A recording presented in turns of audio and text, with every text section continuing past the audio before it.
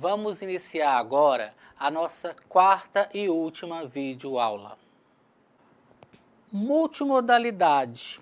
O conceito de multimodalidade também é muito reduzido em algumas literaturas. As pessoas se referem à multimodalidade como simplesmente a modalidade presencial e a modalidade online ou à distância. Vejam bem, existe sim a modalidade presencial física, que é aquela modalidade, tete a tete, face a face, aquela que a gente cresceu, viveu, no modelo tradicional de escola. Mas também existe a modalidade online. E dentro da modalidade online, pode envolver a combinação de diversas formas ou modalidades de ensino e de aprendizagem. Exemplos: Electronic Learning, Mobile Learning, Pervasive Learning, Ubiquitous Learning, Immersive Learning, Gamification Learning, Game-Based Learning. São exemplos citados por Latour e por Schlemmer. Mas o que é isso? Exemplos. O Electronic Learning é o e-learning, o que a gente conhece como educação à distância. Uma educação, uma aprendizagem baseada por meio eletrônico. O Mobile Learning, o M-Learning, é quando utilizamos um aparelho móvel, um dispositivo móvel, seja o celular, seja um tablet, um iPod, a gente aprende através de um dispositivo móvel. Ela também acontece junto, imbricada ao anterior, ao e-learning? Sim. Temos o Pervasive Learning, o P-Learning, que é a aprendizagem baseada na pervasividade, que é a interação mais profunda, eu diria. O pervasivo é aquele que está dentro. É quando você tem práticas que você está dentro da experiência, sim?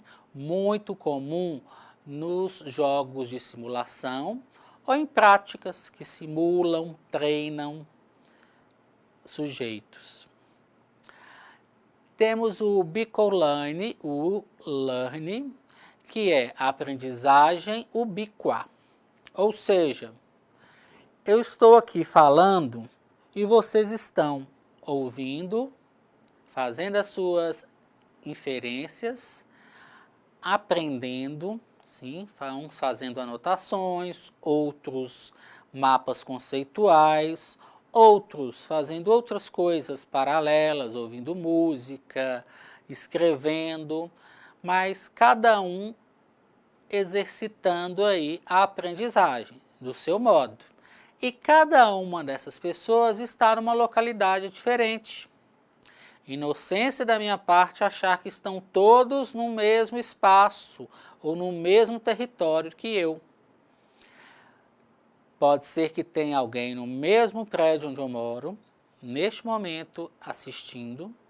Pode ser que tenhamos pessoas em outros países, pessoas na zona rural, na zona urbana, alguns deitados na cama assistindo a aula, em seu quarto, outros deslocando de um lugar para o outro, no transporte público e por aí vai. Ou seja, a aprendizagem pode acontecer de forma ubíqua em todos os lugares. O immersive learning é um conceito muito próximo do pervasivo. O imersivo, a aprendizagem imersiva é quando você entra, você faz parte, você mergulha naquele contexto. Também muito próximo da realidade virtual. O próximo, o gamification learning, ou seja, a aprendizagem através de games. ou por games. Outro exemplo muito similar é o GBL, o Games Based Learning, ou seja, aprendizagem baseada por games. Já existem escolas onde todo o processo de ensino é baseado em games. Se eu não me engano, em São Paulo já existe uma franquia dessa escola, uma escola internacional. O que difere o GBL do Gamification Learning é que a gamificação é um processo que vai além da aprendizagem baseada nos games. Quantas modalidades online temos? São várias. Vimos aqui alguns exemplos, mas temos outras, várias outras. Por exemplo, o PBL.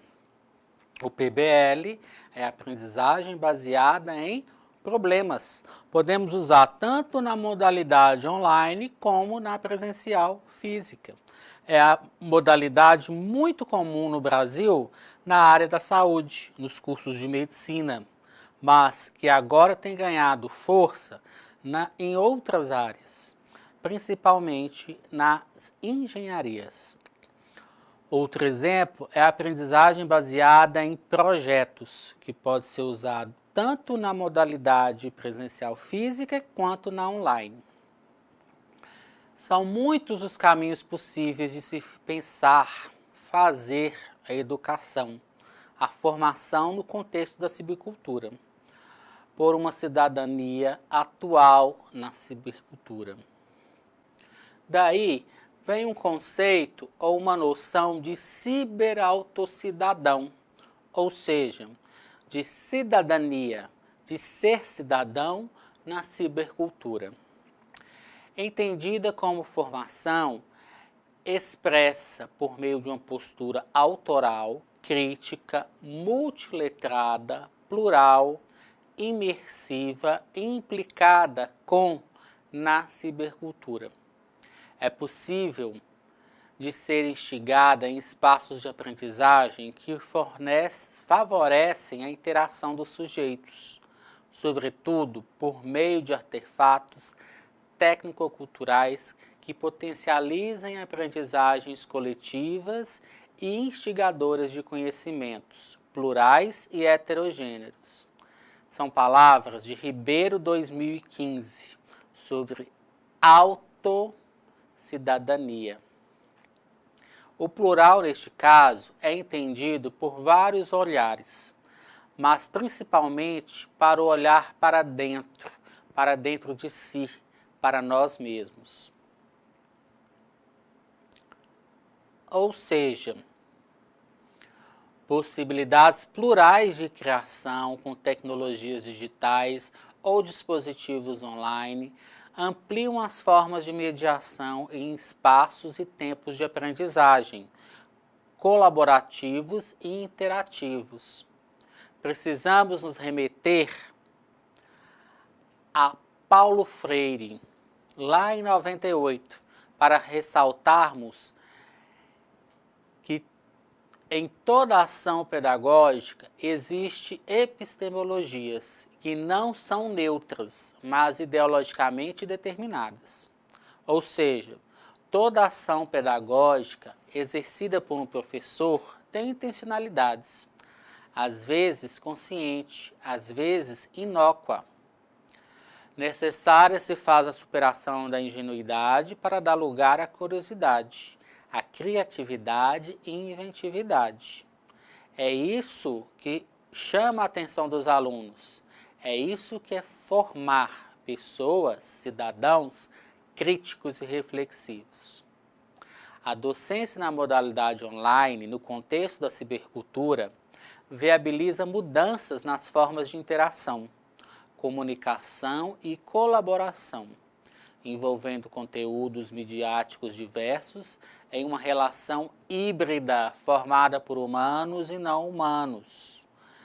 Latour, 2012. Quando eu falo de relações humanas e não humanas, eu me refiro à teoria Torrede, desse mesmo autor.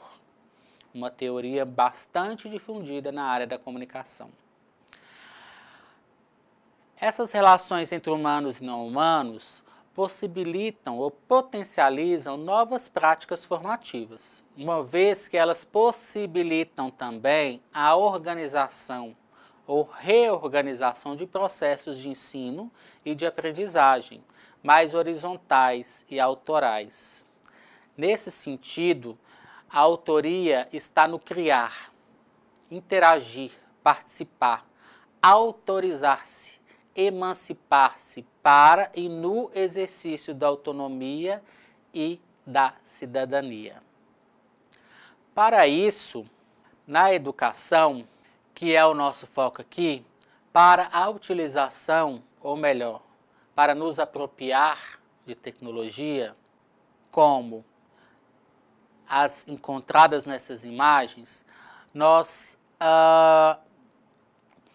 podemos aí listar algumas, não sei se vocês reconhecem todas elas que estão na tela.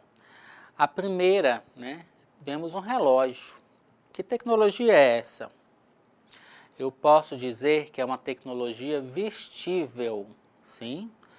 É uma das tendências hoje em dia, as tecnologias vestíveis, aquelas que nós usamos junto ao nosso corpo e que nos ajudam a se organizar, a controlar algumas coisas do nosso dia a dia, sim? Algumas permitem, por exemplo, a contagem dos batimentos cardíacos, a contagem de passos, calorias perdidas, sim? E por aí vai. Mas isso não é novidade, não é uma inovação. Na verdade, as tecnologias vestíveis existem há muito tempo. Lembram do Walkman?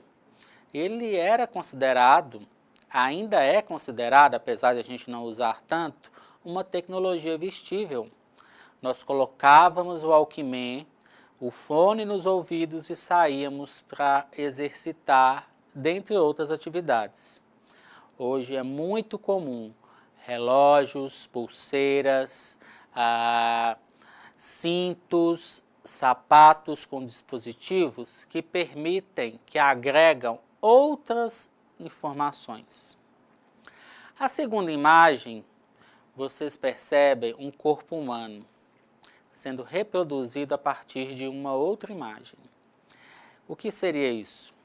Seria a realidade aumentada. Através de um dispositivo móvel, projeta-se um objeto e a partir desse objeto pode ocorrer interação online, aprendizagem a partir do dispositivo e de uma realidade projetada. A terceira imagem já traz a realidade virtual, onde se usa um óculos, que também pode ser considerado vestível, não? Sim?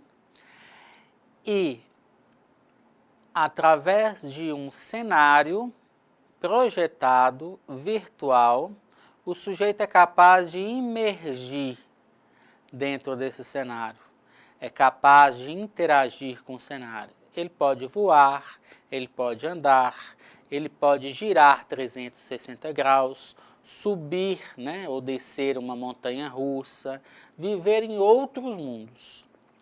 A próxima imagem remete ao Minecraft.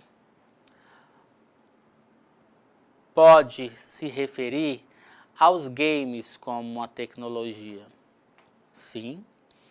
A próxima me lembra uma ilha do Second Life, que é uma plataforma, ou para alguns um jogo, de mundo virtual. Nesse mundo, os avatares vivem e convivem uns com os outros em várias ilhas, em vários espaços customizados por eles. Ali eles trabalham, ganham dinheiro, se personificam com roupas, características próprias e vivem a sua Second Life.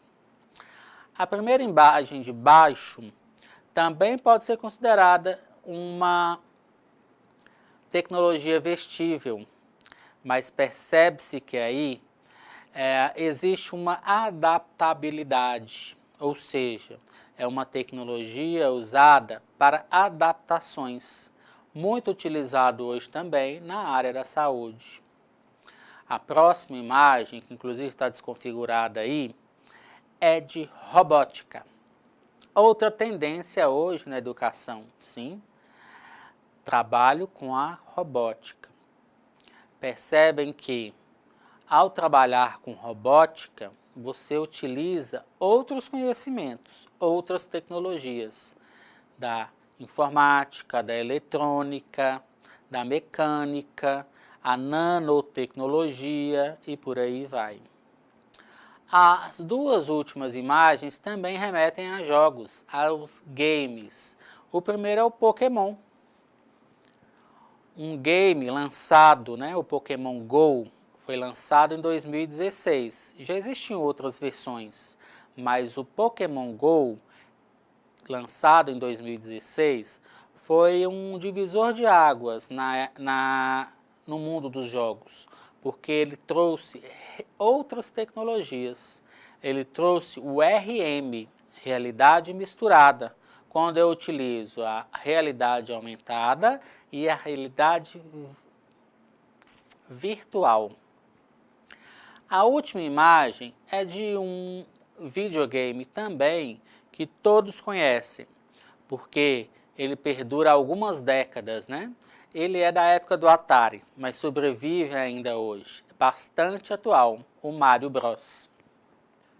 Então, vou deixar para vocês o link de um vídeo do Marcos Silva, ou Marcos Parangolé, ratificando o que vimos até aqui, sobre interação, autoria e educação online. No mais, eu aguardo todos vocês nos fóruns. Ótimas leituras a todos. Ok, encerrando aqui a nossa quarta e última videoaula. Continuo nos fóruns e à disposição de vocês para qualquer dúvida. Até mais!